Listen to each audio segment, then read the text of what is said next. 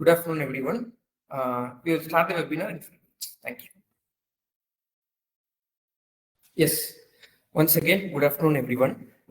Welcoming you all to the 34th tax talks and tax talks. So, the main agenda today is என்னன்னா லேட்டஸ்டா சில 50th GST council பிற்பாடு நிறைய circulars வந்திருக்கு. அதே மாதிரி லாஸ்ட் வீக் பட்ஜெட் வந்து we had an online session in Coimbatore and Tiruppur. அது போக எக்ஸ்க்ளூசிவா இதுக்காக ஒரு வெபினாரும் பண்ணிடலாம் அப்படின்னு சொல்லி we have organized a webinar. So this is only related to GST updates. So ஜிஎஸ்டியில் 50th GST கவுன்சில் மீட்டிங்க்கு அப்புறம் என்னென்ன சர்க்குலர்ஸ் வந்திருக்கு அதை பற்றியும் பட்ஜெட் மீட்டிங்ஸ்னால என்னென்ன அமெண்ட்மெண்ட்ஸ் வந்திருக்கு அப்படிங்கிறத பற்றியும் மெயினாக நம்ம வந்து பார்க்கணும். Yes, we start with GST updates.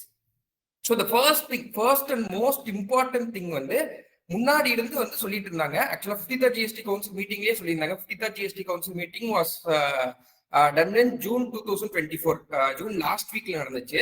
So அப்ப இருந்தே வந்து ரெகுலரா சொல்லிட்டு இருந்தாங்க என்னன்னா 17-18, அதாவது ஜிஎஸ்டி வந்தது வந்து 2017 ஜூலை மாதம், 2017-18, 2018-19, 2019-20 இந்த 3 வருஷத்துக்கும் இன்ட்ரெஸ்ட் அண்ட் பெனால்டி, அதாவது வட்டியும் அபராதமும் வந்து தள்ளுபடி செய்யப்படும். அதாவது அதுக்கு வந்து ஒரு ரிலீஃப் இருக்கும் அப்படிங்கறத சொல்லியிருந்தாங்க.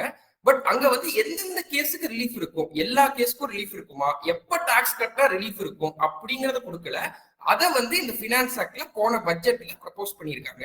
ஸோ ஃபர்ஸ்ட் திங் என்ன அப்படின்னா, ஃபர்ஸ்ட் கண்டிஷன் வந்து செக்ஷன் 73 நோட்டீஸா இருக்கணும் அப்படிங்கிறது ஃபர்ஸ்ட் கண்டிஷன்.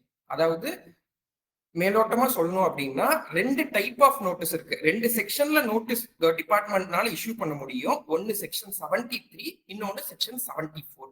செக்ஷன் 73ல நான் ஃப்ராடுலன்ட் கேஸ் அப்படின்னா செக்ஷன் 73ல நோட்டீஸ் இஷ்யூ பண்ணுவாங்க. ஃப்ராடுலன்ட் கேஸ், ஒரு சப்ரஷன் ஆஃப் டர்ன் ஓவர் இல்ல பில் ட்ரேடிங் ஏதாவது அந்த மாதிரி எல்லாம் ஏதாவது சில பண்ண அசஸிஸ்க்கு செக்ஷன் 74ல நோட்டீஸ் வந்து இஷ்யூ பண்ணுவாங்க. ஸோ செக்ஷன் 73ல அதாவது நான் ஃப்ராடுலன்ட் கேஸ்ல இஷ்யூ பண்ண நோட்டீஸ்க்கு மட்டும்தான் இந்த ரிலீஃப் வந்து பொருந்தும். வேற ஏதாவது செக்ஷன் 74ல நோட்டீஸ் வச்சிருந்தோம் அப்படின்னா டாக்ஸ், இன்ட்ரெஸ்ட், பெனால்டி எல்லாமே கட்டி தான் ஆகணும். அதுக்கு எந்த ரிலீஃப்மே கிடையாது. ஸோ ஃபர்ஸ்ட் திங், நோட்டீஸ் வந்து நம்ம வச்சிருக்கோம் இல்ல ஏதாவது ஆர்டர் வச்சிருக்கோம், அது வந்து செக்ஷன் 73 ஓடுது அப்படின்னா அதுக்கு இப்ப நம்ம டாக்ஸ் மட்டும் ஃபுல்லா கட்டிட்டோம் அப்படின்னா அதுக்கான interest and penalty will be waived, no longer demand will stand, அது வந்து தள்ளுபடி செய்யப்படும். இது வந்து 31/3/2025 பே பண்ணணும். அதாவது 31st March 2025 இந்த டாக்ஸ் டிமாண்டை வந்து நம்ம பே பண்ண வேண்டியிருக்கு.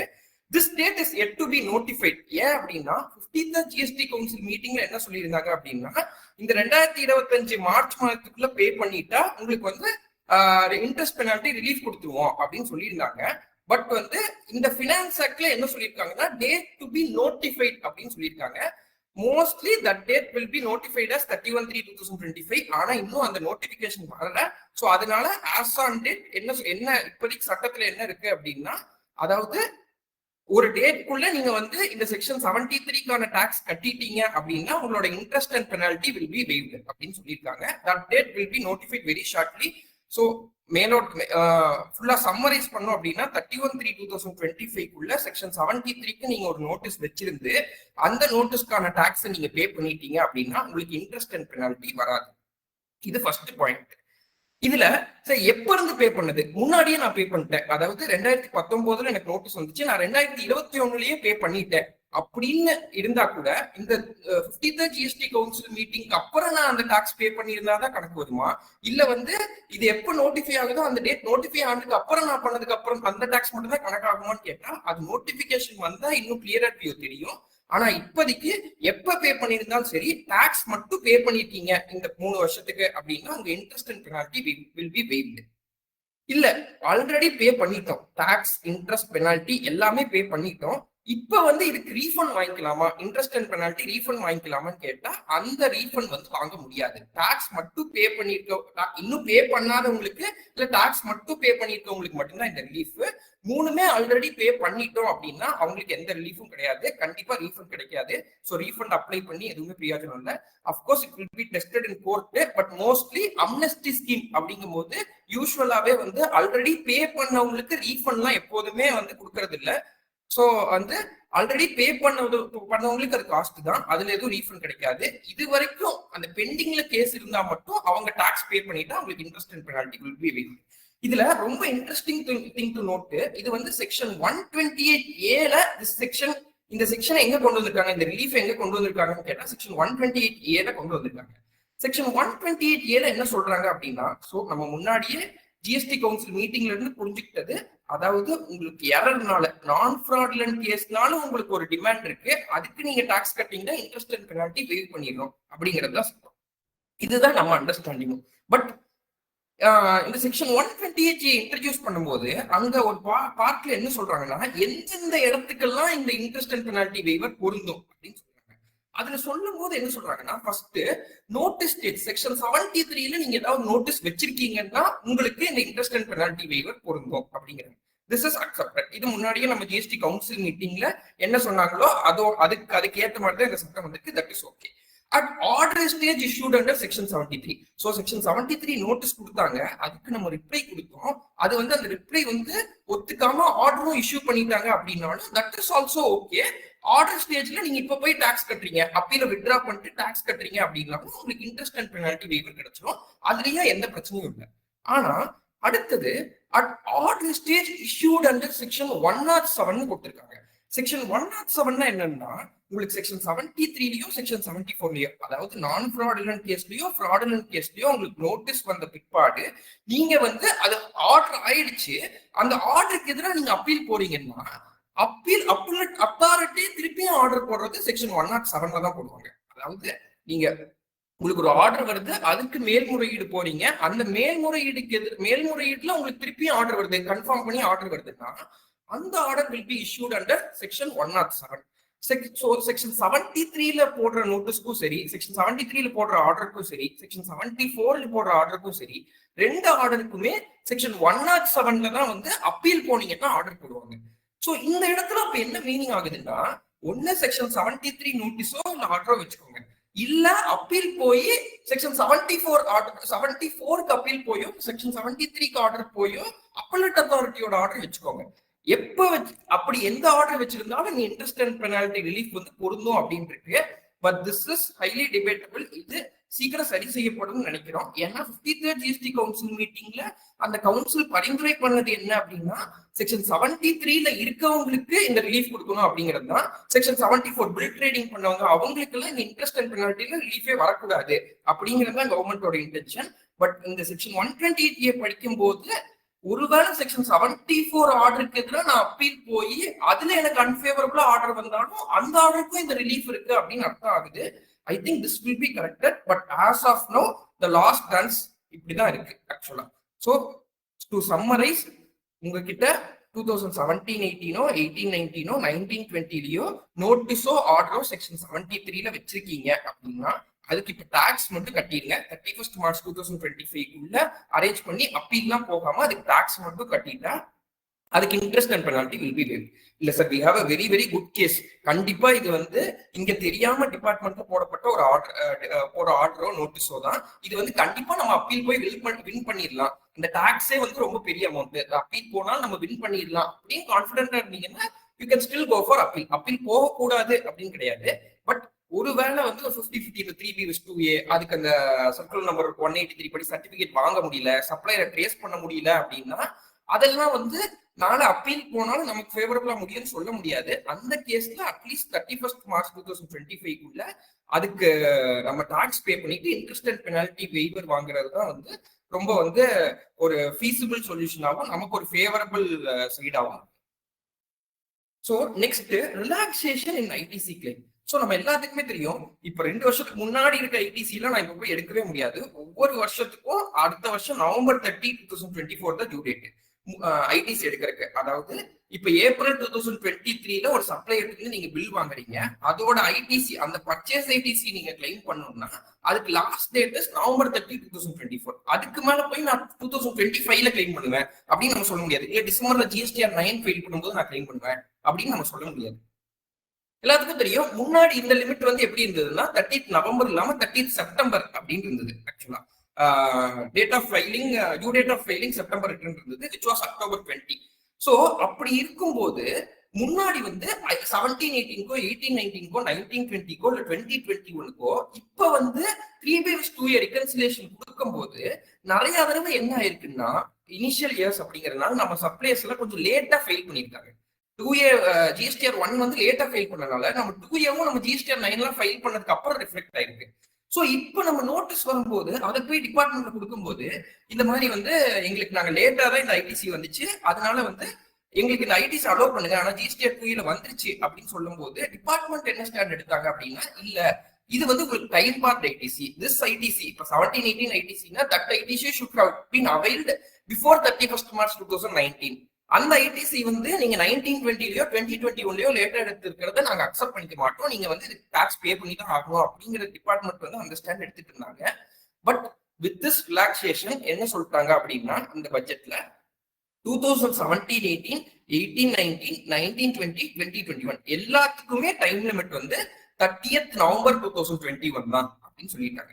இது இன்னொரு சைட் நிறைய அசோசியேட்ஸ்க்கு எப்படி மேஜர் ரிலீஃபா இருக்கு அப்படின்னா, March 2020 we were unfortunately hit by COVID. அதனால வந்து we were under lockdown, பெருசா பிசினஸ் எல்லாமே வந்து ஸ்டாண்ட் ஸ்டில் வந்துருச்சு. சோ அதனால நம்ம மார்ச் 2020யோட ரிட்டர்னே நிறைய பேர் என்ன பண்ணாங்கன்னா நவம்பர் 2020 இல்ல டிசம்பர் 2020ல லேட்டா தான் ஃபீல் பண்ணாங்க. அப்ப எல்லாத்துக்குமே தெரியும், அப்ப லேட் ஃபீலே ஒரு ரிலாக்ஸேஷன் இருக்கு, டியூ டேட்மே கொஞ்சம் மாத்திருந்தாங்க. சோ அப்படி இருக்கும்போது எல்லாருமே வந்து அந்த லாக்டவுன்ல முடியறதுக்கு எல்லாமே டிசம்பர் 2020 கிட்ட ஆயிடுச்சு.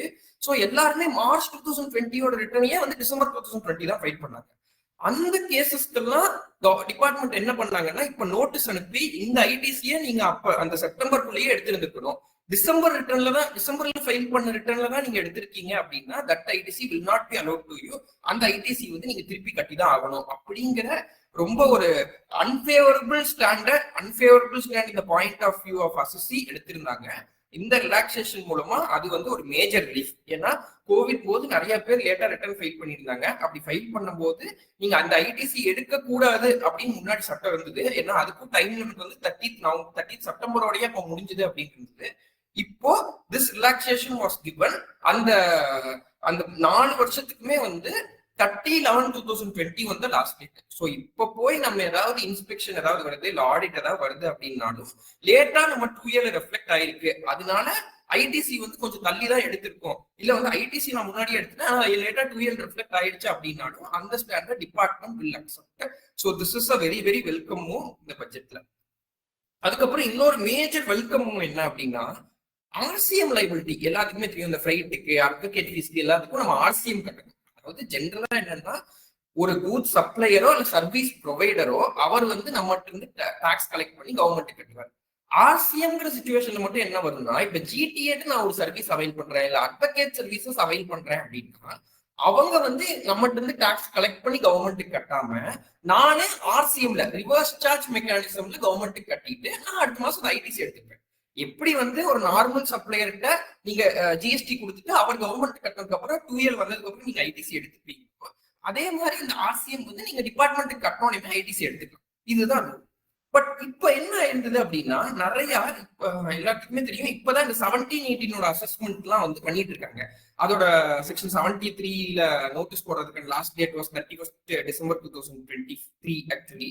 சோ அந்த சிச்சுவேஷன்ல என்ன இருந்தது அப்படின்னா இப்ப ஏதாவது நீங்க ஆர்சிஎம் லைபிலிட்டி பே பண்றீங்க அப்படின்னா அதோட ஐடிசி எடுக்க முடியாது, ஏன்னா it has become time part அப்படின்னு சொல்லிட்டு இருக்காங்க.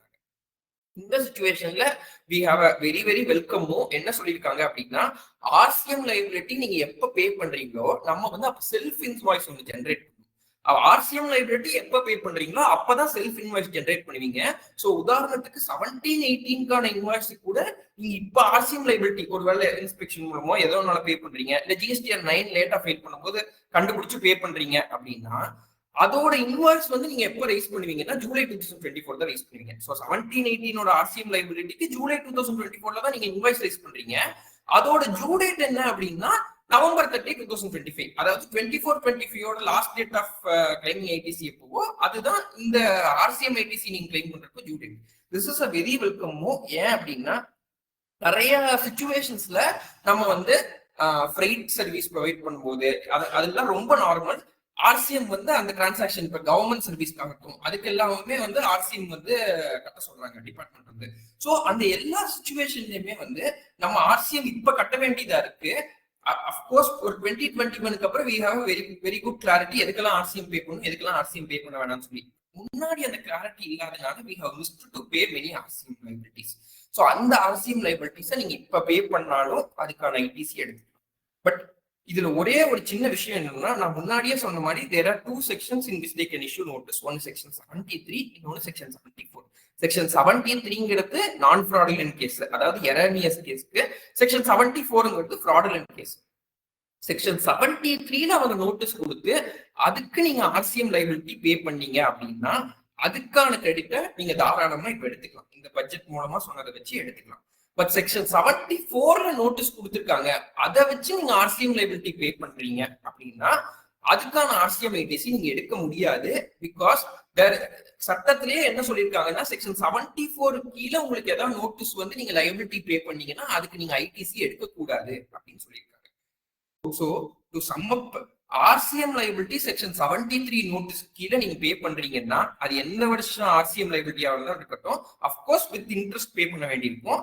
ஆனா அந்த ஆர்சிஎம் டாக்ஸ் போர்ஷன் மட்டும் நீங்க இப்ப ஐடிசி எடுத்துக்கலாம். அது இந்த ஜிஎஸ்டிஆர் 3B ரிட்டர்னே எடுத்துக்கலாம். அதுக்கு தனியா எந்த ரிட்டர்னும் பிரிஸ்கிரைப் பண்ணல. அது ஜிஎஸ்டிஆர் 3B ரிட்டர்னே அடுத்த மாசம் போட்டு எடுத்துக்கலாம், not an issue.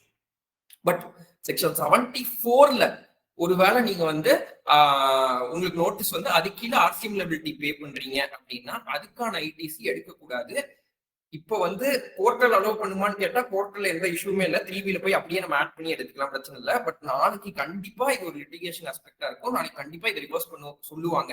Section 74ல in some cases டிபார்ட்மெண்ட்லயுமே வந்து சம்டைம்ஸ் என்ன பண்றாங்க அப்படின்னா, ஆர்சிஎம் கட்டா நீங்க ஐடிசி எடுத்துக்கலாம் அப்படிங்கறத சொல்லி எடுத்துக்கிறாங்க.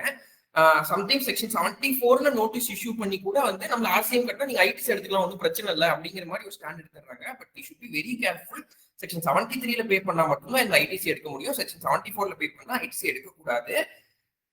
Going out of the topic, RCM லைபிலிட்டிக்கு செக்ஷன் 74 நோட்டீஸ் கொடுக்க முடியுமா அப்படின்னு கேட்டா, in our opinion section 74 notice RCM liability கொடுக்க முடியாது. because it is not some fraudulent activity. இது வந்து ஒரு ரெவென்யூ நியூட்ரலிட்டி தான். என்னன்னா நான் பே பண்ணிட்டு நான் கிரெடிட் எடுத்துக்கிறேன். ஸோ அதனால வந்து ஒருவேளை டாக்ஸ் பேயர்ல கலெக்ட் பண்ணிட்டு நான் ஒரு சப்ளை பண்றேன், அதுக்கு நான் டாக்ஸ் கலெக்ட் பண்ணிட்டு டிபார்ட்மெண்ட்டுக்கு கட்டல அப்படிங்கிறேன், இல்ல ஐடிசி வந்து எக்ஸஸா எடுத்துக்கிறேன், எனக்கு வந்த பர்ச்சேஸ் இன்வாய்ஸோட கண்டிஷன்ஸ் கம்ப்ளீட் பண்ணாம நான் அதிகமா எடுத்துக்கிறேன் அப்படின்னா section 74 can be invoked. But இதை வந்து ஃப்ராடுலன்ட்னு சொல்ல முடியாது. அட்லீஸ்ட் ஆஸ் ஆஃப் நவ் இது ஃப்ராடுலன்ட்னு சொல்ல முடியாது. பட் சம்டைம்ஸ் 17-18க்குலாம் இப்ப time bar ஆயிட்டனால many times department is issuing notice only under section 74. ஏன்னா செக்ஷன் 73 ஓட டைம் லிமிட் நான் முன்னே சொன்ன மாதிரி it is done over in 31st December 2023. So அதனால இப்போ வந்து செக்ஷன் 74ல தான் அவங்களால 17-18க்கு நோட்டீஸ் கொடுக்க முடியும். அப்படிங்கறனால இப்போ வந்து செக்ஷன் 74ல தான் 17-18க்கு நோட்டீஸ் கொடுக்கப்படுது. அப்ப அதுக்கு எதிராக கட்டிங்க அப்படின்னா நாளைக்கு டிபார்ட்மெண்ட் என்ன சொல்லுவாங்க அப்படின்னா, செக்ஷன் 74ல கட்டினதுக்கு நீங்க ஐடிசி எடுக்க முடியாதுன்னு சொல்லுவாங்க. So this is a big litigation point. But இப்போதைக்கு அட்லீஸ்ட் நவம்பர் 30க்குள்ள நம்ம நவம்பர் 30, 2025க்குள்ள எடுக்கணும் அப்படிங்கிறதுனால கட்டணா இப்போ கிரெடிட் எடுத்துக்கோங்க. இப்போ செல்ஃப் இன்வாய்ஸ் போட்டு கிரெடிட் எடுத்துக்கலாம். But of course it will be litigation point தான். நாளைக்கு வந்து செக்ஷன் 74 நோட்டீஸ்க்கு எதிராக நீங்க கட்டினதுக்கு they will not allow you to claim ITC. Next, எக்ஸ்போர்ட்டர்ஸ்க்கு மேஜர் ரிலீஃபா வந்து ஒரு அமெண்ட்மெண்ட். ஏன்னா ரொம்ப நாளாவே வந்து நிறைய எக்ஸ்போர்ட் அசோசியேஷன் பேசும்போது நிறைய பேருக்கு இந்த பிரச்சனை இருக்கு. என்னன்னா ஃபார் எக்ஸாம்பிள், ரொம்ப ப்ராட் எக்ஸாம்பிள், ப்ராக்டிகலி இல்லாம ரொம்ப ஒரு broad example to understand things. அதாவது ஜிஎஸ்டில ரெண்டு சமயத்துல நம்ம ரீஃபண்ட் வாங்க முடியும். ஒன்னு இன்வெர்டட் டியூட்டி ஸ்ட்ரக்சர், இன்னொன்னு எக்ஸ்போர்ட்ல ஜீரோ ரேட்டட் சப்ளை பண்ணலாம். ஜீரோ ரேட்டட் சப்ளைனா என்னன்னா, எக்ஸ்போர்ட் பண்றோம் இல்ல எஸ்இசெட் யூனிட் வந்து சேல் பண்றோம் அப்படின்னா ஜீரோ ரேட்டட் சப்ளைன்னு சொல்லுவாங்க. இந்த ரெண்டு சினாரியோல we can claim GST refund. அதாவது இப்போ நான் எக்ஸ்போர்ட் பண்றேன் அப்படின்னா எக்ஸ்போர்ட் பண்றதோட கூட்ஸ் என்ன? இப்போ சப்போஸ் நான் டெக்ஸ்டைல் இதை எக்ஸ்போர்ட் பண்றேன் which is subject to GST rate at 5%. அந்த 5% எனக்கு ரீஃபண்ட் ஆகும். ஸோ எக்ஸ்போர்ட்லயுமே எக்ஸ்போர்ட் பண்ணும்போதே there are 2 options. Zero rated supply பண்ணும்போதே தேர் ஆர் 2 ஆப்ஷன்ஸ். ஒன்னு வித் பேமெண்ட் ஆஃப் ஜிஎஸ்டி பண்ணலாம், இன்னொன்னு வித்தவுட் பேமெண்ட் ஆஃப் ஜிஎஸ்டி பண்ணலாம். வித் பேமெண்ட் ஆஃப் ஜிஎஸ்டி பண்றோம் அப்படின்னா எவ்வளவு நீங்க விற்கிற கூட்ஸோட ஜிஎஸ்டி ரேட் என்னவோ அந்த ரேட்டை உங்க எலக்ட்ரானிக் கிரெடிட் லெட்ஜர்ல டெபிட் பண்ணிட்டு அதை ஆட்டோமேட்டிக்கா பேங்க் அக்கௌண்ட்ல ரீஃபண்ட் வாங்கிக்கலாம். இதுக்கு செப்பரேட்டா நம்ம ரீஃபண்ட் அப்ளிகேஷன் போடணும்னு கூட தேவையில்லை. ஷிப்பிங் பில் நம்ம ஃபைல் பண்றதா ரீஃபண்ட் அப்ளிகேஷன். ஸோ ரொம்ப இதா சொல்லணும்னா ஒரு 20th நம்ம ரிட்டர்ன் ஃபைல் பண்றோம் அப்படின்னா 29th நம்ம பேங்க் அக்கௌண்ட்டுக்கு ஆக்சுவலா கிரெடிட் ஆயிருக்கு. ஸோ அந்த அளவுக்கு இட் இஸ் ஃபுல்லி ஆட்டோமேட்டட். ஆட்டோமேட்டிக்கா நமக்கு 5% ரீஃபண்ட் வந்துருது. வித்தவுட் பேமெண்ட் ஆஃப் டாக்ஸ் அப்படின்னா உங்க எக்ஸ்போர்ட் ப்ரப்போர்ஷன் என்னவோ, அதாவது உங்க டோட்டல் சேல்ஸ்க்கு எக்ஸ்போர்ட் ப்ரப்போர்ஷன் எவ்வளவோ அதுல உங்க ஐடிசி, உங்க மொத்த ஐடிசி, உங்க ஐடிசி இப்போ 100 rupees அப்படின்னா 60% எக்ஸ்போர்ட் அப்படின்னா 60 rupees வந்து உங்களுக்கு ரீஃபண்டா வந்துடும். அதை வந்து அப்ளை பண்ணி தான் வாங்கணும். சோ இப்போ வித்தவுட் பேமெண்ட் ஆஃப் ஐஜிஎஸ்டி, அதாவது லெட்டர் ஆஃப் அண்டர்டேக்கிங் எல்யூடி ஸ்கீம்ல போகும்போது நம்ம அப்ளை பண்ணி வாங்கிப்போம். அதான் ஃபார் எக்ஸாம்பிள் நம்ம ஐடிசியில எவ்வளவு எக்ஸ்போர்ட் ப்ரப்போர்ஷனோ அந்த ப்ரப்போர்ஷனை நான் ரீஃபண்ட் வாங்கிப்பேன். ஆனா அன்பார்ச்சுனேட்லி வித் பேமெண்ட் ஆஃப் ஐஜிஎஸ்டில அந்த ப்ரப்போர்ஷனுக்கு நீங்க ரீஃபண்ட் வாங்கவே முடியாது. நீங்க விற்கிற கூட்ஸோட ஜிஎஸ்டி ரேட் என்னவோ அதுக்கு தான் ரீஃபண்ட் வாங்க முடியும். ஃபார் எக்ஸாம்பிள் இன்னும் கொஞ்சம் கிளியர் அண்டர்ஸ்டாண்டிங்கு, நான் வாங்குறது எல்லாமே அஸ்யூம் இட் இஸ் 18% குட்ஸ். நான் வாங்குறது எல்லாமே அஸ்யூம் இட் இஸ் 18% குட்ஸ். நான் விற்கிறது எல்லாமே, நான் ப்ராசஸ் பண்ணி விற்கிறதுக்கு ஜிஎஸ்டி ரேட் எல்லாமே 5% அப்படின்னு வச்சுக்கிட்டா உங்க ப்ராஃபிட் ஏதோ வச்சுட்டு அரௌண்ட் 11% ஜிஎஸ்டி உங்களுக்கு வந்து அக்யூமுலேட் ஆயிடும். உங்களுக்கு வந்து ஜிஎஸ்டி அந்த 11% வந்து அக்யூமுலேட் ஆயிடும். இது வந்து டொமஸ்டிக்ல நம்ம பண்றோம்னு வச்சுக்கோங்க. இந்த சினாரியோ வந்து அஸ்யூம் 18% நான் வாங்குறது எல்லாமே வந்து வித்தின் தமிழ்நாடு நான் வாங்குறேன் 18%, எல்லாமே தமிழ்நாட்டில் இருக்கவங்களுக்கே விற்கிறேன். அது வந்து 5% ப்ராசஸ் பண்ணி 5% விற்கிறேன். அப்படி இருக்கும்போது அந்த 5% வந்து என் கஸ்டமர்ட்டு வாங்கிப்பேன். அதாவது எங்கிட்ட இருந்து யார் வாங்குறாங்களோ அந்த 5% அவங்க இருந்து வாங்கிப்பேன். மீதி அரௌண்ட் 11 to 12% அக்யூமுலேட் ஆகுது. நான் இன்வெர்டட் டியூட்டி ஸ்ட்ரக்சர் அப்படின்னு சொல்லி நான் ரீஃபண்ட் அப்ளை பண்ணி வாங்க முடியும். ஏன்னா அந்த 11% will accumulate in my electronic credit ledger. அந்த 11% இதுக்கும் சில ரெஸ்ட்ரிக்ஷன் இருக்கு. என்னன்னா இன்புட்ஸ்க்கு மட்டும் தான் வாங்க முடியும், கேபிட்டல் குட்ஸ்க்குலாம் வாங்க முடியாதுன்னு ரெஸ்ட்ரிக்ஷன் இருக்கு. That's a different topic. But to give a bird's சைட்யூ அந்த 11% நம்ம ரீஃபண்ட் வாங்கிக்கலாம், அது பிரச்சனை இல்லை.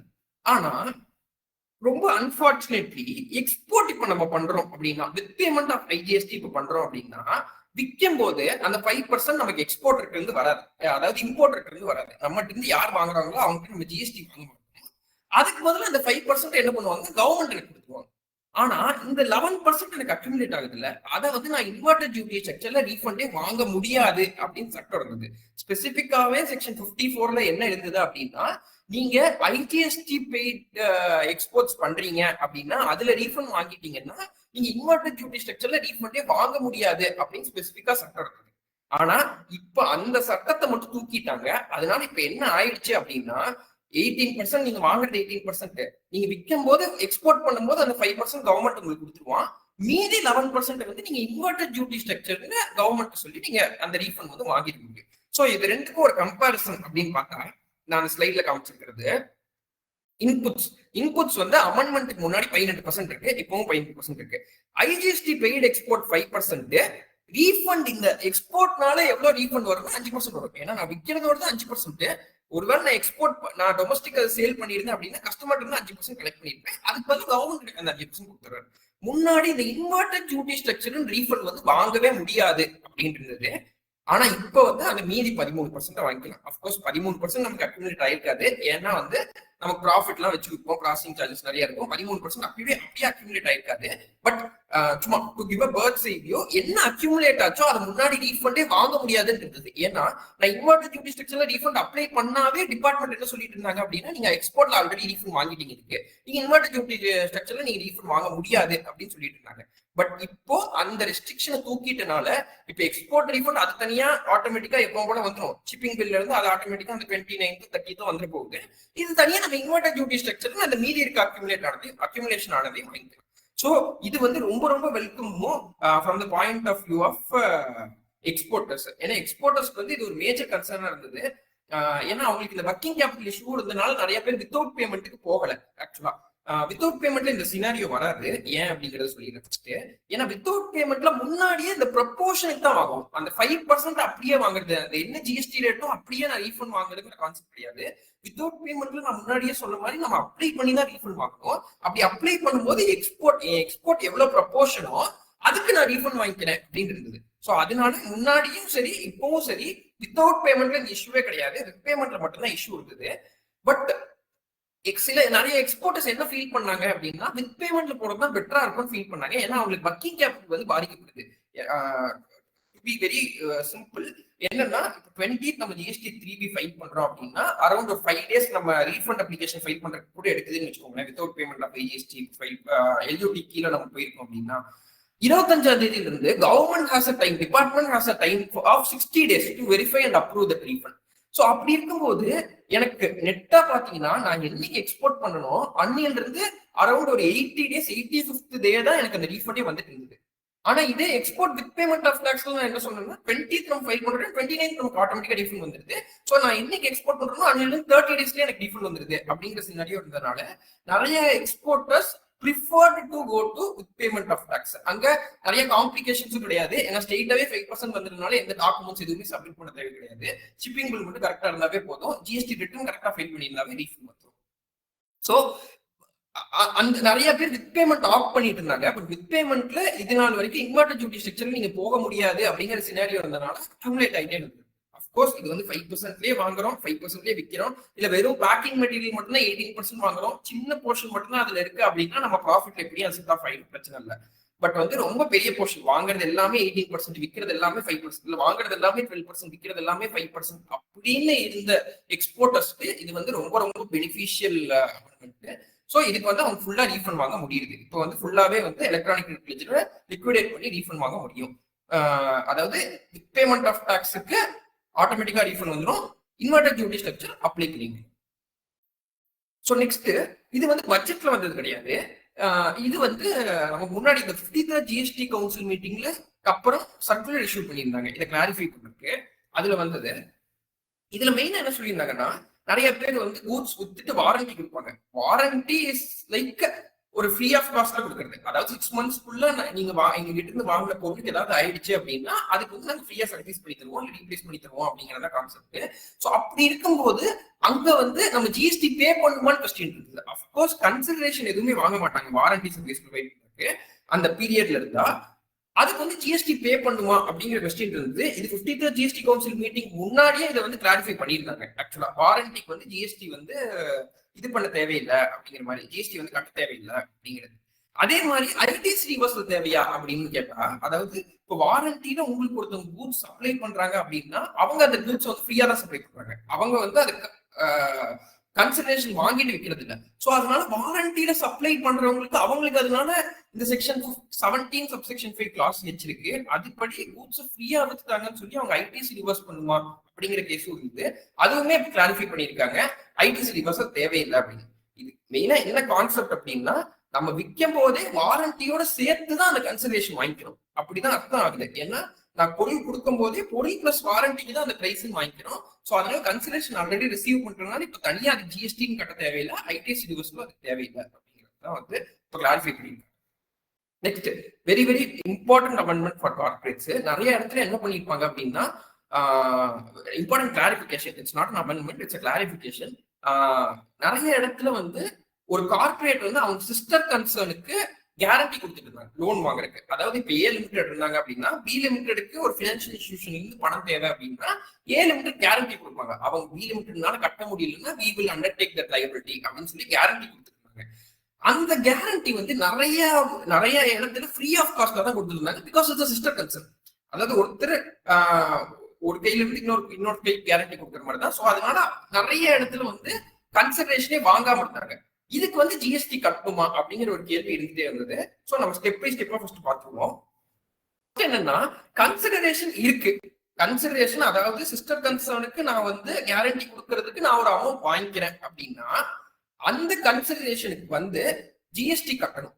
ஸ்ட்ரெயிட்டாவே கன்சிடரேஷன் வந்து வாங்குறீங்க அப்படின்னா அது வந்து அவுட்வர்ட் சப்ளையா ட்ரீட் செய்யப்படும். அதுக்கு வந்து நீங்க ஜிஎஸ்டி கட்டணும். அதுல வந்து எந்த சந்தேகமும் கிடையாது. கன்சிடரேஷன் இருக்கு, கன்சிடரேஷனே இல்ல அப்படின்னா ஜிஎஸ்டி கட்டணுமா வேணாமா அப்படிங்கிற கேள்வி இருக்குது. இப்போ கவர்மெண்ட் என்ன கிளாரிஃபை பண்ணிருக்காங்க அப்படின்னா இப்போ ஏ லிமிடெட் வந்து பி லிமிடெடுக்கு வந்து கார்பரேட் கேரண்டி கொடுக்குறாங்க அப்படின்னா பி லிமிடெடுக்கு ஐடிசி ஃபுல் எலிஜிபிலிட்டி இருந்துச்சு அப்படின்னா ஜிஎஸ்டி அவங்க கட்ட தேவையில்லை. ஏன் அப்படின்னா ஏ லிமிடெட் என்ன ஜிஎஸ்டி கட்டினாலும் பி லிமிடெட் வந்து அது ஐடிசி எடுத்துட்டு போறாங்க. ஸோ அதனால கவர்மெண்ட்டுக்கு இதனால ரெவென்யூ லாஸ் கிடையாது, ரெவென்யூ நியூட்ரல் பொசிஷன் தான். ஸோ அதனால கவர்மெண்ட் என்ன சொல்லிட்டாங்க அப்படின்னா, இதுக்கு வந்து நீங்க ஜிஎஸ்டி கட்ட தேவையில்லை. கன்சிடரேஷன் வாங்கல அப்படின்னா, கன்சிடரேஷன் வாங்கல, பி லிமிடெட் ஃபுல் ஐடிசியும் எலிஜிபிளா இருக்கு அப்படின்னா அதுக்கு வந்து ஜிஎஸ்டி கட்ட தேவையில்லை. கன்சிடரேஷன் இருக்கு, ஆனா பி லிமிடெடுக்கு வந்து ஃபுல் ஐடிசி எலிஜிபிள் இல்ல அப்படின்னா consideration or 1% of guarantee per annum whichever higher. இந்த பெர் ஆனம்ங்கிறது வருஷம் ஃபர்ஸ்ட் கட்டணுமா, இல்ல வந்து மொத்தமா ஒரு தடவை மட்டும் ஃபர்ஸ்ட் டைம் கார்பரேட் கேரண்டி கொடுக்கும்போது மட்டும் கட்டிடலாமா அப்படிங்கிற கேள்வி இருந்தது. இது வந்து பெர் ஆனம்ங்கிற வேர்ட்ஸ் இன்க்ளூட் பண்ணதுனால என்ன ஆயிடுதுன்னா வருஷம் இப்ப கட்டணும் அப்படிங்கிற மாதிரி ஆயிடுது. Consideration or 1% of guarantee whichever higher வந்து கட்ட வேண்டியிருக்கும். கன்சிடரேஷனும் இல்ல, பி லிமிடெட் வந்து be limited full ITC eligible இல்லை அப்படின்னா 1% of guarantee per annum. So இதுதான் கிளாரிபிகேஷன் கொடுத்துருந்தாங்க. இதுல ரொம்ப முக்கியமான பாயிண்ட் நம்ம நோட் பண்ண வேண்டியது என்ன அப்படின்னா, சட்டத்துல என்ன வார்த்தைகள் யூஸ் பண்றான் அப்படின்னா, if full ITC is eligible to the recipient அப்படின்னு சொல்றாங்க.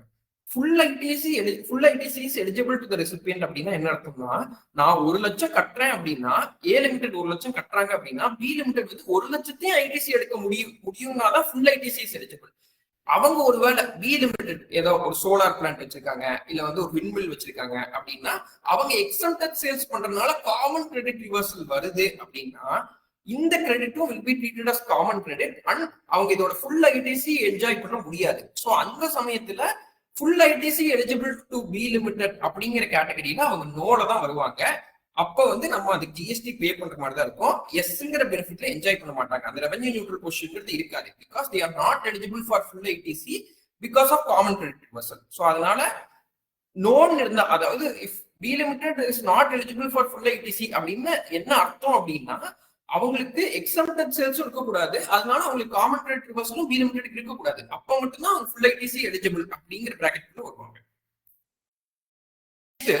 Post export price adjustments refund, அதாவது இது மேஜரா இந்த சைட்ல இருக்க டெக்ஸ்டைல் இண்டஸ்ட்ரிக்கெல்லாம் மேஜரா இருக்கிறது இல்லை, பட் இன்ஜினியரிங் இண்டஸ்ட்ரியில இது நிறைய இருக்கு. என்ன அப்படின்னா, நான் இங்க வந்து ஃபாரின் எக்ஸ்சேஞ்ச் ஃபிளக்சுவேஷன் பத்தி பேசல. நம்ம ஒரு விற்கும் போது ஒரு டாலர் ரேட் இருந்தது, நம்ம பணம் ரிசீவ் ஆகும்போது ஒரு டாலர் ரேட் இருக்குன்னா அதை பத்தி பேசல. தட் இஸ் ஆல்வேஸ் அந்த என்ன ஷிப்பிங் வேல்யூ அதை கட்டிட்டு போலாம், அது பிரச்சனை இல்லை. பட் என்னன்னா எக்ஸ்போர்ட் பிரைஸ் அட்ஜஸ்ட்மெண்ட், அதாவது நான் விற்கும் போது $1000 விற்கிறேன், அதுக்கப்புறம் நான் என்ன பண்றேன்னா அது $1020 $20 கிரெடிட் நோட் போடுறேன், டெபிட் நோட் போடுறேன். ஃபார் சம் ரீசன் ஏதோ ஒன்று லேட்டா அவங்க பேமெண்ட் பண்றாங்க, எதுக்காக ஒரு நாள் டெபிட் நோட் போடுறேன் அப்படின்னா, நான் முன்னாடியே சொன்ன மாதிரி export with payment of tax நான் போகும்போது ஷிப்பிங் பில்ல $1000 இருக்கும். ஸோ $1000 எனக்கு ரீஃபண்ட் வந்துடும். $1000 என்ன இந்திய மதிப்போ அதோட ஜிஎஸ்டி ரேட்டுக்கு எனக்கு ரீஃபண்ட் வந்துடும். ஆனா அந்த ரேட் நான் ஏத்துறதுல பிரைஸ் அட்ஜஸ்ட்மெண்ட் பண்றதுல அதுக்கு வந்து ரீஃபண்ட் இது வரைக்கும் வந்ததில்லை. அதை வந்து நம்ம தனியா டெபிட் நோட் கிரெடிட் நோட்ல டிஸ்க்ளோஸ் மட்டும் தான் பண்ணிட்டு இருந்தோம். அதுக்கு வந்து ரீஃபண்ட் வர்றதில்ல, ஆட்டோமேட்டிக்கா அதுக்கு ரீஃபண்ட் வரவும் வராது. இப்ப வந்து அதுக்கு என்ன கொண்டு வந்திருக்காங்க, அது கிளாரிட்டி என்ன கொண்டு வந்திருக்காங்க அப்படின்னா, அந்த பிரைஸ் அட்ஜஸ்ட்மெண்ட் ஏதாவது இருந்தா அதுக்கு தனியா நம்ம ரீஃபண்ட் அப்ளிகேஷன் எனி அதர் கேட்டகரியில போட்டு ரீஃபண்ட் வாங்கிக்கலாம் அப்படின்னு கிளாரிஃபை பண்ணிருக்காங்க. இன்னும் தனியா ஒரு டேப் கொண்டு வரல நம்ம ரீஃபண்ட் போர்ட்டல்ல, ஜிஎஸ்டி போர்ட்டல்ல ரீஃபண்ட் டேப்ல. ஸோ அதனால இப்போதைக்கு எனி அதர் கேட்டகரியில, அதாவது அதுல தனியா இதுக்காக ஒரு டேப் கொண்டு வர வரைக்கும் எனி அதர் கேட்டகரியில அப்ளை பண்ணிக்கலாம் அப்படின்னு சொல்றாங்க. இது எப்ப இருந்து அப்ளிகபிள் அப்படின்னு கேட்டா, ஜூலை 2017 ஒரு பிரைஸ் அட்ஜஸ்ட்மெண்ட் இருந்தது, அதுக்கு இப்ப ரீஃபண்ட் வாங்க முடியுமான்னு கேட்டா வாங்க முடியும். அதாவது இந்த ரூல் என்னைக்கு வந்துச்சோ அன்னில இருந்து 2 இயர்ஸ்க்குள்ள பழைய வருஷத்துக்கு ஜூலை 2017 டு ஜூன் 2024க்கு ஜூலை 2026க்குள்ள அப்ளை பண்ணலாம். இந்த ரூல் வந்தது வந்து 10th ஜூலை 2024. ஸோ அதுல இருந்து 2 வருஷத்துக்குள்ள பழைய வருஷத்துக்கு வேணா அப்ளை பண்ணிக்கலாம். ஸோ மீதி ஜென்ரலா நமக்கு தெரியும் 2 இயர்ஸ் டைம் லிமிட் மீதி எல்லா ரீஃபண்ட் அப்ளிகேஷனுமே. ஸோ இப்போ ஜூலை 2024க்கு ஒரு எக்ஸ்போர்ட் பிரைஸ் அட்ஜஸ்ட்மெண்ட் இருந்ததுன்னா அதை வந்து நீங்க ஜூலை 2026க்குள்ள, அதாவது ஆகஸ்ட் 20, 2026 அந்த 3B ஃபைலிங் டியூ டேட்ல இருந்து 2 இயர்ஸ்க்குள்ள அதோட ரீஃபண்ட் வந்து எனி அதர் கேட்டகரியில அப்ளை பண்ண வேண்டியிருக்கும். So this are very important point. ஏன்னா இதுக்கு ஜூலை 2026க்கு அப்புறம் இதுக்கு ரிலீஃப் கிடைக்காது. ஸோ ஏதாவது பழைய இதுல கூட ஏதாவது பிரைஸ் அட்ஜஸ்ட்மெண்ட் இருந்துச்சு அப்படின்னா, மறுபடியும் சொல்றேன், எக்ஸ்போர்ட் பிரைஸ் பிளக்சுவேஷன் பத்தி நான் பேசல. அதாவது கஸ்டமர் வாங்குற கஸ்டமருக்கே நம்ம அதுக்கப்புறம் ஏதாவது பிரைஸ் அட்ஜஸ்ட் பண்ணி கொடுத்துருக்கோம் அப்படின்னா, அப்கோர்ஸ் நம்ம வந்து பிரைஸ் கம்மி பண்ணி கொடுத்துருந்தோம்னா அந்த ரீஃபண்ட் ரீபே பண்ணிருக்கணும், இன்ட்ரெஸ்டோட ரீபே பண்ணியிருந்திருக்கணும். இல்ல பிரைஸ் அட்ஜஸ்ட்மெண்ட் வந்து அதிகம் ஆயிருக்கு, அதுக்கு ரீஃபண்ட் வரல அப்படின்னா அதுக்கான ரீஃபண்டை எனி அதர் கேட்டகரியில் அப்ளை பண்ணி. நெக்ஸ்ட் நான் ஃபர்ஸ்ட் ஏன் செக்ஷன் 73 செக்ஷன் 74 ரொம்ப டீட்டெயிலா ஃபர்ஸ்ட் எக்ஸ்பிளைன் பண்ணிடுறேன் அப்படின்னா, இந்த செக்ஷனுக்காக தான். இது ஒரு இம்பார்ட்டன்ட் அமெண்ட்மெண்ட் பட்ஜெட்ல வந்தது. நான் முன்னாடியே திருப்பி நான் ரிப்பீட் பண்றேன். செக்ஷன் 73 இஸ் நான் fraudulent case, section 74 is fraudulent case. இப்போ செக்ஷன் ஏன் 2 செக்ஷனா இருந்தது அப்படின்னா, ரெண்டுக்குமே தனித்தனியா டைம் லிமிட்ஸ் இருந்தது, ரெண்டுக்குமே தனித்தனியா பெனால்டி இது இருந்தது, பெனால்டி பர்சன்டேஜ் ரெண்டுக்குமே தனித்தனியா இருந்தது. ஸோ எல்லாத்துக்குமே செக்ஷன் 73ங்கிறது வந்து தனி ஃப்ளோ ஆஃப் ஆக்டிவிட்டியா இருந்தது, செக்ஷன் 74ங்கிறது தனி ஃப்ளோ ஆஃப் ஆக்டிவிட்டியா இருந்தது. நான் முன்னாடி சொன்ன மாதிரி 17, 18க்குலாம் இப்ப செக்ஷன் 74ல நோட்டீஸ் கொடுத்துட்டு இருக்காங்க. செக்ஷன் 74ல நோட்டீஸ் கொடுக்குறாங்கன்னாவே வந்து தேர் இஸ் சம் டிபார்ட்மெண்ட்டுக்கு வந்து நம்ம ஃப்ராடுலண்ட் ஆக்டிவிட்டி தான் ஃப்ராடுலண்ட் ஆக்டிவிட்டி பண்ணியிருக்கோம் அப்படின்னு ப்ரூவ் பண்றதுக்கு ஏதாவது தேவைப்படுது. எப்பவுமே அசசி சைட்ல இருந்து என்ன ஒரு லிட்டிகேஷன் பாயிண்ட் வருதுன்னா, எப்படி நீங்க செக்ஷன் 74ன்னு போட்டீங்க அப்படின்னு சொல்லி. ஏன்னா நான் முன்னாடியே சொன்ன மாதிரி செக்ஷன் 73க்கும் 74க்கும் there is huge difference. Penalty எல்லாம் வந்து ரொம்ப அதிகம் செக்ஷன் 74ல. ஸோ அதனால செக்ஷன் 74ல எப்படி இந்த நோட்டீஸ் கொடுத்தீங்க அப்படின்னோ, இல்ல time limit section 73 notice time limit முடிஞ்சதுக்கு அப்புறம் செக்ஷன் 74ல நோட்டீஸ் இஷ்யூ பண்றாங்க. ஏன்னா செக்ஷன் 74ல தான் வந்து இப்ப டைம் பார்க் இல்லைன்னு சொல்லி நோட்டீஸ் இஷ்யூ பண்றாங்க. அப்பெல்லாம் என்ன கேள்வி வருதுன்னா, எப்படி இதை நீங்க 74ல டிசைட் பண்ணீங்க?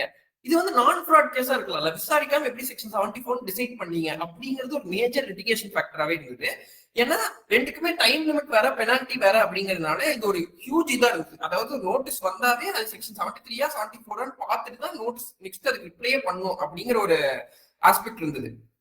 இப்போ வந்து 2024-25ல இருந்து, அதாவது 2024-25ல இருந்து என்ன நோட்டீஸ் எல்லாம் போட போறாங்க, இந்த பீரியடுக்கான நோட்டீஸ் சொல்றேன். இப்போ பழைய வருஷத்துக்கு நோட்டீஸ் கொடுத்தா 21-22 நோட்டீஸ் கொடுத்தா இன்னைக்கு கொடுத்தா கூட செக்ஷன் 73 செக்ஷன் 74 பிடிச்சுதான் நோட்டீஸ் கொடுப்பாங்க.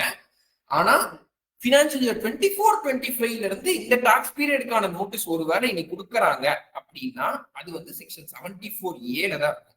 செக்ஷன் 74Aங்கிறது என்னன்னா, முன்னாடி செக்ஷன் 73க்கு 3 வருஷம் டைம் லிமிட்டும் செக்ஷன் 74க்கு 5 வருஷம் டைம் லிமிட்டும் இருந்தது அவங்களுக்கு ஆர்டர் போடுறதுக்கு. இப்போ செக்ஷன் 74Aல 4 வருஷம் மொத்த டைம் லிமிட் அவங்களுக்கு ஆர்டர் போடுறதுன்னு கொண்டு வந்துட்டாங்க. சோ தட் இனிமேல் தான் வந்து நோட்டீஸ் கொடுக்கும் போதே department will not predetermine them to say இது வந்து ஃப்ராட் கேஸ், இது வந்து நான் ஃப்ராட் கேஸ்னு கொடுக்க மாட்டாங்க. இதுலயும் பெனால்டி எல்லாம் அதே மாதிரி தான் இருக்கு. அதாவது இது ஃப்ராட் கேஸ் ப்ரூவ் பண்ணப்பட்ட ஒரு பெர்சன்டேஜ் பெனால்டி, நான் ஃப்ராட் கேஸ் ப்ரூவ் பண்ணப்பட்ட ஒரு பெர்சன்டேஜ் பெனால்டிங்கிறது பெனால்டி டிஃபர் ஆகி தான் இருக்கு இன்னும் செக்ஷன் 74Aல. பட் அட்லீஸ்ட் நோட்டீஸ் கொடுக்கும் போதாவது வந்து ப்ரீ டிட்டர்மைண்டா இது செக்ஷன் 74 தான், செக்ஷன் 73 தான் இஷ்யூ பண்ண மாட்டாங்க. இந்த notice will always be issued in 74A. நம்ம கொடுக்குற ரிப்ளை வச்சு, நம்ம கொடுக்குற டாக்குமெண்ட்ஸ் வச்சு தான் they will go on to decide whether it is a fraud case or non fraud case. It is also very very welcome. இதுக்கும் என்ன சொல்றாங்கன்னா, ரொம்ப சின்ன சின்ன நோட்டீஸ்லாம் வந்திருந்தது. ஏன்னா எல்லாமே ஏ ஜெனரேட்டட் நோட்டீஸ் அப்படிங்கறதுனால 3B+1ல வந்து 250 ரூபாய் டிஃபரன்ஸ், அதை வந்து கட்டுங்க அப்படின்னு சொல்லி ஒரு நோட்டீஸ் நின்று. இங்க வந்து என்ன சொல்லிட்டாங்கன்னா, செக்ஷன் 74Aல 1000 ரூபாய் கம்மியா டாக்ஸ் டிஸ்கிரிபன்சி, அதாவது டாக்ஸ் டிஸ்கிரிபன்சி மட்டும் 1000 ரூபாய் கம்மியா இருந்துச்சுன்னா அதுக்கு நோட்டீஸை இஷ்யூ பண்ண முடியாது அப்படின்னு சொல்லியிருந்தாங்க. சோ நம்ம அடிஷனல் நோட்டீஸ் அண்ட் ஆர்டர்ஸ்ல நிறைய நோட்டீஸ் பாத்தீங்க அப்படின்னா ரொம்ப சின்ன சின்ன நோட்டீஸா இருக்கும். 220 ரூபாய் 220 ரூபாய் அந்த மாதிரிலாம் நிறைய நோட்டீஸ் இருக்கும். அந்த மாதிரி நோட்டீஸ் எல்லாம் பினான்சியல் 24-25க்கான பீரியட்ல இருந்து வராது. திருப்பவும் இப்போவோ இல்ல அடுத்த வருஷமோ பினான்சியல் இயர் 21-22 22-23 23-24க்கான நோட்டீஸ் கொடுக்குறாங்கன்னா திருப்பி இதுக்கான செக்ஷன் 73-74 பைஃபர்கேஷன் இருக்கும். 24-25ல இருந்து நோட்டீஸ் கொடுக்குறாங்கன்னா மட்டும் இந்த பீரியடுக்கான நோட்டீஸ் மட்டும் செக்ஷன் 74Aல தான் இருக்கும். அது மட்டும் இந்த 4 இயர்ஸ்க்குள்ள முடியணும். இந்த ரூல்லாம் வந்து செக்ஷன் 74Aவோட ரூலை வந்து அது ஃபாலோ பண்ணும். நான் ஃப்ராடுலன்ட் கேஸ்க்கு வந்து பெனால்டி வந்து 10% of due or 10,000 whichever is higher. Fraudulent கேஸ்க்கு பெனால்டி வந்து 100% ஆஃப் டாக்ஸ் டியூ. இப்போ செக்ஷன் 73-74ல என்ன இருக்கோ அதே தான் இருக்கு இதுக்குமே வந்து. அதே மாதிரி ஆபீசர் வந்து 12 monthsக்குள்ள நோட்டீஸ் போட்டு 12 monthsக்குள்ள ஆர்டர் வந்து பாஸ் பண்ணிடணும். நான் ஃப்ராடுலன்ட் கேஸ் அப்படின்னா நோட்டீஸ் வர்றதுக்கு முன்னாடியே டாக்ஸும் இன்ட்ரெஸ்ட்டும் கட்டிட்டோம் அப்படின்னா பெனால்டி கிடையாது. இது வந்து 15% நோட்டீஸ் வர்றதுக்கு முன்னாடியே பெனால்டி கட்டிட்டோம்னா டாக்ஸ் கிடையாது அப்படிங்கிற மாதிரி இருக்கு. இதெல்லாம் எப்படி செக்ஷன் 73-74 இருந்துச்சோ அதே மாதிரி தான் இருக்கு. ஒரே ஒரு டிஃபரன்ஸ் என்னன்னா, டைம் லிமிட் ரெண்டுக்கும் ஒரே டைம் லிமிட் ஆக்கியிருக்காங்க. இதுல ஒரே ஒரு சின்ன ஒரு அக்னிவிங் பாயிண்ட் என்ன அப்படின்னா, அதாவது எப்பவுமே முன்னாடி சர்வீஸ் டேக்ஸ் காலத்துல இருந்தே ஒரு ஃப்ராட் நான் ஃப்ராட்னா ரெண்டுமே தனித்தனி தராசுல தான் பாத்துட்டு இருந்தாங்க, செப்பரேட்டா தான் வெயிட் பண்ணிட்டு இருந்தாங்க. பட் இனிமேல் செக்ஷன் 74Aல கொண்டு வரும்போது ஒரே டைம் லிமிட், ஃப்ராட் கேஸா இருந்தாலும் சரி நான் ஃப்ராட் கேஸா இருந்தாலும் சரி ஒரே டைம் லிமிட் தான் ரெண்டு பேருக்கும் அப்படின்னு சொல்லி வரப்போகுது. ஸோ இது வந்து லிட்டில் அக்னிவிங் point. But overall the law remains same. At least predetermine பண்ணி நோட்டீஸ் கொடுக்க மாட்டாங்க அப்படிங்கிறது ஒரு வெல்கம். ஸோ இது வந்து வருஷம் வருஷம் கொடுக்குற எக்ஸம்ஷன் தான். ஏன்னா நம்ம GSTR 9 PAN based turnover 2 crores மேல இருந்தா ஜிஎஸ்டிஆர் 9 ஃபைல் பண்ணணும், 5 crores மேல இருந்தா ஜிஎஸ்டிஆர் 9C ஃபைல் பண்ணும் அப்படிங்கிறது வருஷம் வருஷம் வர ரூல் தான். ஆக்சுவலா என்னன்னா சட்டத்துல ஜிஎஸ்டிஆர் 9 எல்லாருமே ஃபைல் பண்ணும் அப்படின்னு சொல்லியிருந்தாங்க. இப்போ இந்த 53rd ஜிஎஸ்டி கவுன்சில் மீட்டிங் முடிஞ்சதுக்கு அப்புறம் என்ன சொல்லியிருக்காங்கன்னா ஃபினான்ஷியல் இயர் 23-24 இருக்கவங்களுக்கு PAN based turnover 2 crores மேல இருக்கவங்க மட்டும் ஜிஎஸ்டிஆர் 9 ஃபைல் பண்ணா போதும், எல்லாரும் ஜிஎஸ்டிஆர் 9 ஃபைல் பண்ண தேவையில்லை அப்படின்னு சொல்லி ஒரு எக்ஸம்ஷன் கொண்டு வந்திருக்காங்க. இதுல ரொம்ப நம்ம முக்கியமான பாயிண்ட் எப்பவுமே ஜிஎஸ்டிஆர் 9C பெர்ஸ்பெக்டிவ்ல எப்பவுமே முக்கியமான பாயிண்ட் என்னன்னா நம்ம பேன் பேஸ்ட் டர்ன் ஓவர் தான் பார்க்கணும், ஜிஎஸ்டி பேஸ்ட் டர்ன் ஓவர் பார்க்கக்கூடாது. ஃபார் எக்ஸாம்பிள் நமக்கு ஒரு 5 ஸ்டேட்ல நம்ம ஜிஎஸ்டி ரெஜிஸ்ட்ரேஷன் வச்சுக்கோம், 5 ஸ்டேட்மே 50 lakhs டர்ன் ஓவர் பண்றதுனாலும் நம்மளோட PAN based turnover 2.5 crores, அதனால நம்ம ஜிஎஸ்டிஆர் 9 ஃபைல் பண்ணியே ஆகணும். The same applies for GSTR 9C. So அதனால ஜிஎஸ்டி நம்பர்ல அந்த 2 crores டர்ன் ஓவர் தானா போதும். நம்ம 3V சம்மரி எடுத்து பார்த்துருவோம், அது 2 crores மேல இருந்தா மட்டும் நம்ம ஜிஎஸ்டிஆர் 9 ஃபைல் பண்ணா போதும் அப்படின்னு நினைச்சிட வேணாம். பிகாஸ் இதோட லேட் ஃபீ ஆகட்டும், இதோட லேட் ஃபீ வந்து டெய்லி 200 ரூபா வந்துருது, அது ஒரு ஆஸ்பெக்ட். இன்னொரு ஆஸ்பெக்ட் என்னன்னா டிபார்ட்மெண்ட் ஸ்க்ரூட்டினி செலக்ட் பண்றதே வந்து ஜிஎஸ்டிஆர் 9C ஃபைல் பண்ணதை வச்சுதான் ஸ்க்ரூட்டினி செலக்ட் பண்றாங்க. ஸோ ஒருவேளை நம்ம ஜிஎஸ்டிஆர் 9 ஃபைல் பண்ணல அப்படின்னா டிபார்ட்மெண்ட் பெர்ஸ்பெக்டிவ்ல இருந்து பார்க்கும்போது நம்ம ஏதோ கன்சீல் பண்றோம் அப்படிங்கிற மாதிரி ஒரு மைண்ட் செட் தான் இருக்கு. நம்ம கம்ப்ளைண்ட் பண்ணாம விட்டுட்டோங்கிற மைண்ட் செட் தான் டிபார்ட்மெண்ட் இருக்கு. ஸோ அதை வச்சுதான் ஆடிட் இன்ஸ்பெக்ஷன் எல்லாமே வரவும் செய்யறாங்க நிறைய கேசஸ்ல. ஸோ அதனால this point is very important. PAN based turnover தான் பார்க்கணும் ஜிஎஸ்டிஆர் 9C நமக்கு அப்ளிகபிளா இல்லையான்னு பார்க்கறதுக்கு, ஜிஎஸ்டி பேஸ்ட் டர்ன் ஓவர் பார்க்க வேணாம். So this is the overall presentation. We have also printed an exclusive brochure for this budget. We will circulate it to you in mail. So where that question and answers Q&A the questions in the packet. The floor is open. Yes. IDS refund for IGST paid export, whether it is notified, if yes, notification about it. இது வந்து propose பண்ணியிருக்காங்க sir. இது வந்து ஆக்சுவலா finance பில்ல propose பண்ணியிருக்காங்க. இது notification number இல்ல. இது வந்து என்னன்னா செக்ஷன் 54 சப்செக்ஷன் 3ல செகண்ட் ப்ரொவிசர் இருந்தது, அதை வந்து நம்ம ஃபினான்ஸ் பில்ல தூக்கியிருக்காங்க ஆக்சுவலா. சோ அது தூக்குனனால இந்த இன்டர்பிரிட்டேஷன் வருதா தவிர இதுக்கு தனி நோட்டிபிகேஷன் இல்ல. இப்போ ஆக்ட் ஸ்டாண்ட்ஸ் அமெண்டட், இந்த ஃபினான்ஸ் ஆக்டுக்கு அப்புறம் அந்த ஆக்ட் ஸ்டாண்ட்ஸ் அமெண்டட் 54 சப்செக்ஷன் 3ல செகண்ட் ப்ரொவிசர் இருக்காது. சோ அதனால என்ன மீனிங் தருது அப்படின்னா ஐஜிஎஸ்டி பெய்டு எக்ஸ்போர்ட்டுக்கும் ஐடிஎஸ் ரீஃபண்ட் போய்க்கலாம் அப்படின்னு சொல்லி. முன்னாடி எப்படி இருந்ததுன்னா ஐஜிஎஸ்டி பெய்டு எக்ஸ்போர்ட்டா இருந்தா அவங்க வந்து ரீஃபண்ட் வேற எந்த ரீஃபண்டும் கிளைம் பண்ண முடியாதுன்னு ஒரு ரெஸ்ட்ரிக்ஷன் இருந்தனால நம்மளால கிளைம் பண்ண முடியல. இப்ப அந்த லைனையே ரிமூவ் பண்ணிட்டாங்க சட்டத்தை. இது தனியா இது கிளைம் பண்ணலாம்னு எங்கேயுமே எக்ஸ்பிளிசிட்டா நோட்டிபிகேஷன் கிடையாது, எக்ஸ்பிளிசிட்டா எங்கேயுமே சொல்ல. பட் அந்த லைன் ரிமூவ் பண்ணனால என்ன மீனிங் ஆயிடுது அப்படின்னா ஐஜிஎஸ்டி பெய்டு எக்ஸ்போர்ட்டுக்கு நம்ம வந்து தனியா இன்வெர்டர் டியூட்டி ஸ்ட்ரக்சர்லயே ரீஃபண்ட் அப்ளை பண்ணிக்கலாம் அப்படிங்கிற மீனிங் ஆயிருந்ததுனால அதனால டு ஸ்ட்ரெயிட்லி ஆன்சர் தெளிவா அந்த மாதிரி நோட்டிபிகேஷன் எங்கேயுமே வந்து எக்ஸ்போர்ட்ல இருக்கவங்க ஐடிஎஸ் ரீஃபண்ட் கிளைம் பண்ணிக்கலாம்னு எங்கேயுமே இருக்காது. ஆக்சுவலா சட்டத்துல பார்த்தா இந்த லைன் ரிமூவ் பண்ணதுனால it has that meaning. Sir confirm whether we need to file both GSTR 9 and 9C. ஆமா, ஜிஎஸ்டிஆர் 9 வந்து 2 crores மேல டர்ன் ஓவர் இருந்தா ஃபைல் பண்ணணும், ஜிஎஸ்டிஆர் 9C வந்து 5 crores மேல டர்ன் ஓவர் இருந்தா ஃபைல் பண்ணணும். To state answer to your question, 5 crores மேல டர்ன் ஓவர் இருந்தா ஜிஎஸ்டிஆர் 9 ஃபைல் பண்ணணும், ஜிஎஸ்டிஆர் 9C ஃபைல். ஏன்னா ஜிஎஸ்டிஆர் 9 ஃபைல் பண்ணாம ஜிஎஸ்டிஆர் 9C ஃபைல் பண்ணவே விடாது போர்ட்டல் ஆக்சுவலா. சோ 5 crores மேல டர்ன் ஓவர் இருந்தாவே ஆப்வியஸா 2 crores மேலே நம்ம டர்ன் ஓவர் இருக்குன்னு அர்த்தம். சோ 5 crores மேல டர்ன் ஓவர் இருக்கவங்க ஜிஎஸ்டிஆர் 9 ஃபைல் பண்ணணும், GSTR 9C file. Explain about preparing statement 3 for claiming refund under export without payment of duty category. சரி, எக்ஸ்போர்ட் வித்தவுட் பேமெண்ட் ஆஃப் டாக்ஸ்ல madam, export without payment of tax ரொம்ப ரொம்ப simple. ஏன்னா வந்து inverted duty structure refund apply பண்ண உங்களுக்கு தெரியும். நம்ம ஸ்டேட்மெண்ட் 0-1 ஒன்று போடுவோம், ஸ்டேட்மெண்ட் 3 மட்டும் ஸ்டேட்மெண்ட் 0-1 போடுவோம். அதுல வந்து பர்ச்சேஸ் டீடைல்ஸும் போட வேண்டியிருக்கும், எக்ஸ்போர்ட் டீடைல்ஸும் போட வேண்டியிருக்கும். ஸோ பர்ச்சேஸ் டீடைல்ஸ் வந்து எல்லாமே ஜிஎஸ்டிஆர் 2A எக்ஸாக்டா மேட்ச் ஆகணும். அதாவது ஒரு இன்வாய்ஸ் வேல்யூ வந்து 50,000 இருக்கு, நம்ம 50,000.10 போட்டால் அதை எடுத்துக்காது, எரர் காட்டும்.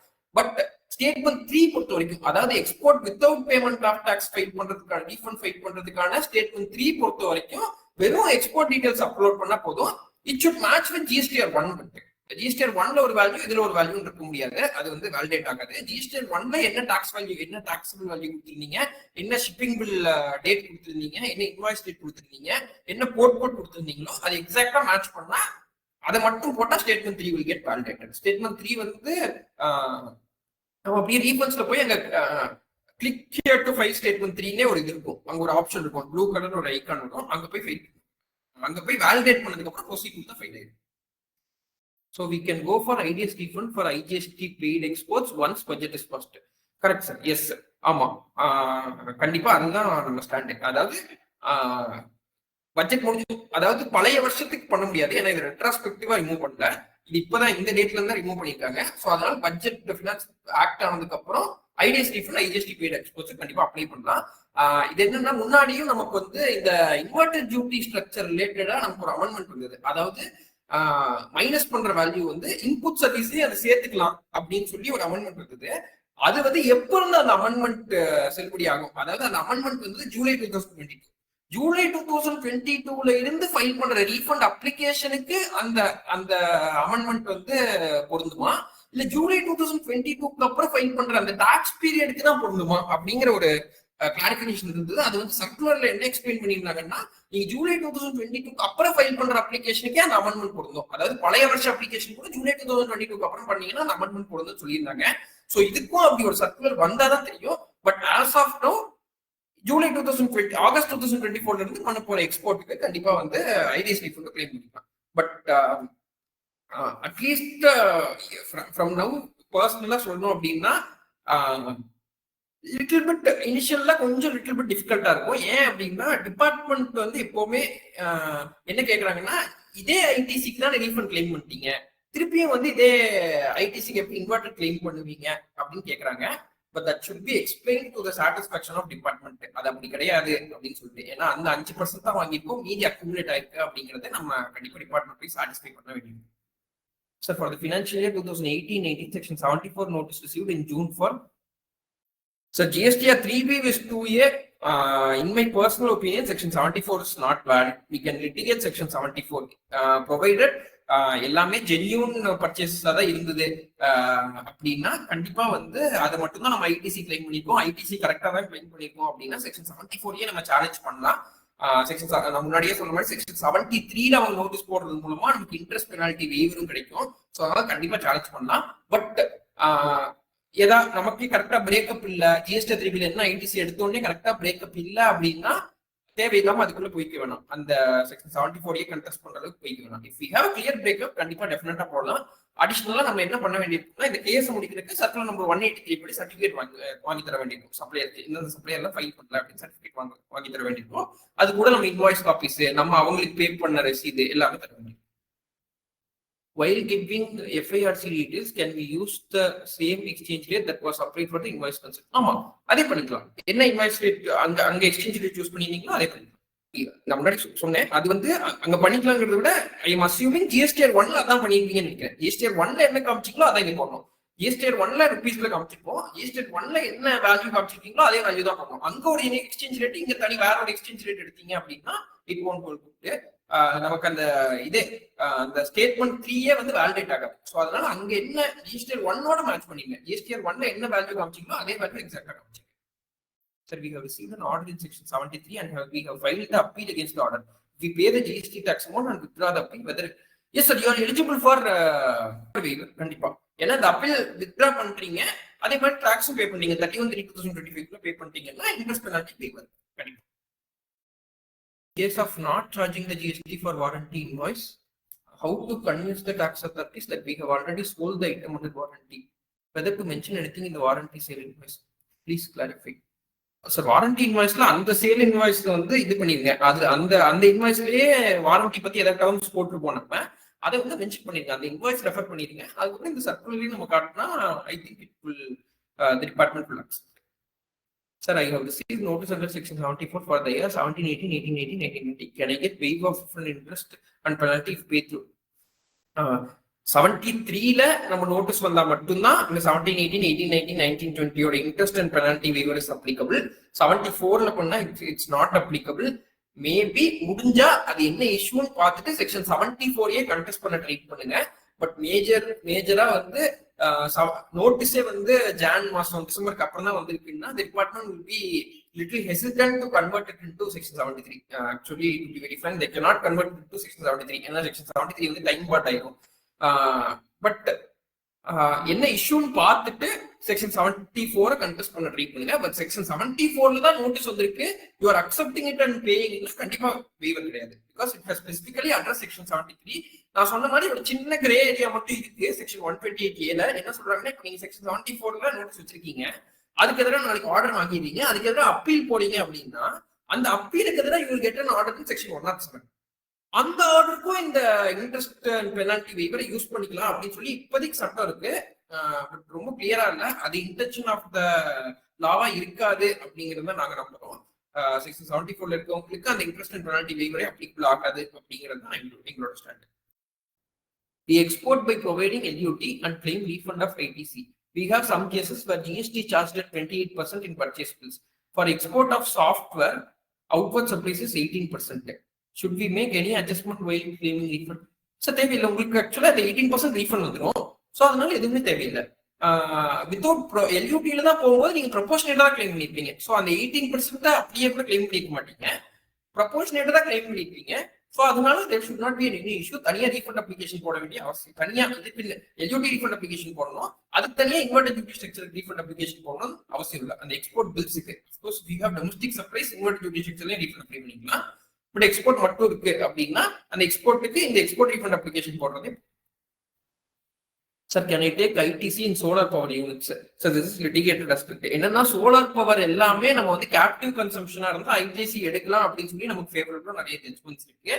பட் இல்ல, அந்த சோலார் பவர் யூனிட்ல வாங்குற பவர் வெளியில விற்கிறீங்க அப்படின்னா தட்ஸ் an accepted supply. அது ரிலேட்டடா வர்ற ITC எதுவுமே எடுக்கக்கூடாது. அது போக காமன் கிரெடிட் ரிவர்சல் வேற பண்ண வேண்டியது.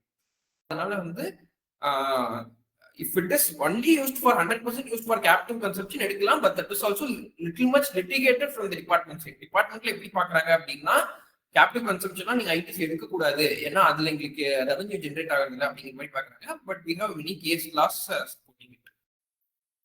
Refund is for IGST value in shipping bill or for FOB value. சரி, FOB வேல்யூ தான் கொடுப்பாங்க. ஏன்னா FOB வேல்யூ ஆர் அந்த டாக்ஸன் வேல்யூ விச் வாஸ் லோவர், அதுக்கு தான் கொடுப்பாங்க ஆக்சுவலா. ஸோ விச் வாஸ் லோவருக்கு தான் நம்ம கால்குலேட் பண்ணி கொடுப்பாங்க. ஸோ FOB வேல்யூ தான் யூஸ்வலா லோவரா இருக்கும். So that will boat GSTR 1 is sourced from e-invoice, then shipping details need to be updated manually. எக்ஸ்போர்ட்டுக்கும் கண்டிப்பா வந்து இன்வாய்ஸ் போடணும். எக்ஸ்போர்ட்டுக்கு இன்வாய்ஸ் போடக்கூடாதுன்னு சட்டம் கிடையாது. B2Cக்கு மட்டும் தான் இன்வாய்ஸ் போடக்கூடாதுன்னு சொல்லியிருக்காங்க. ஸோ எக்ஸ்போர்ட்டுக்கும் கண்டிப்பா இன்வாய்ஸ் போடணும். ஸோ அதுல இருந்து ஆட்டோமேட்டிக்கா அங்க என்ன ஃபைட் பண்ணிருக்கோமோ அது வந்துடும். ஏதாவது சேஞ்சஸ் பண்ண வேண்டியிருக்கு அப்படின்னா சேஞ்சஸும் பண்ற ஆப்ஷன் இருக்கு இப்போ GSTR 1ல. But that will go to the view of department. Definitely இந்த இன்வாய்ஸ் எல்லாம் மாடிஃபை பண்ணியிருக்காங்க அப்படின்னு சொல்லி நாளைக்கு கண்டிப்பா என்னைக்குனாலும் நோட்டீஸ் வரும். Invoice was on 1st April at 83.50. Payment okay, இந்த ருபீஸ் வேல்யூ டாலர் ரேட் சொல்றீங்க. Payment was received for this invoice on 31st May 83.25. In statement 3, I shown invoices 83.50. Should I show the FIRC also at 83.50 or as per rate in FIRC 83. FIRC படி தான் rate காட்டணும். FIRC படி தான் rate காட்டணும். என்னன்னா show the rate also at FIRC at 83.50. FIRC படி தான் rate காட்டணும், அதுபடி தான் ரேட்டும் காட்டணும். ஏன்னா ஒரு சின்ன செக்ஷன் என்ன ரூல் 96ல என்ன சொல்றாங்க அப்படின்னா, என்ன வந்து ரியலைஸ் பண்றீங்களோ, எக்ஸ்போர்ட் வேல்யூ என்ன ரியலைஸ் பண்றீங்களோ அதுக்கு தான் ரீஃபண்ட் அப்படிங்கிறாங்க. ஸோ அதனால நம்ம டாலர் ரியலைஸ் பண்ணி எவ்வளவு கன்வெர்ட் பண்ணி எவ்வளவு நம்ம கைக்கு வருதோ அதுக்கு மட்டும் தான் நம்ம B legally eligible for refund. So அதை மட்டும் தான் நம்ம ஸ்டேட்மெண்ட் போட முடியும். So thank you very much for joining. Any queries you can reach out to solutions@zentaxclinic.com and contact number இருக்கு Zentax Clinic.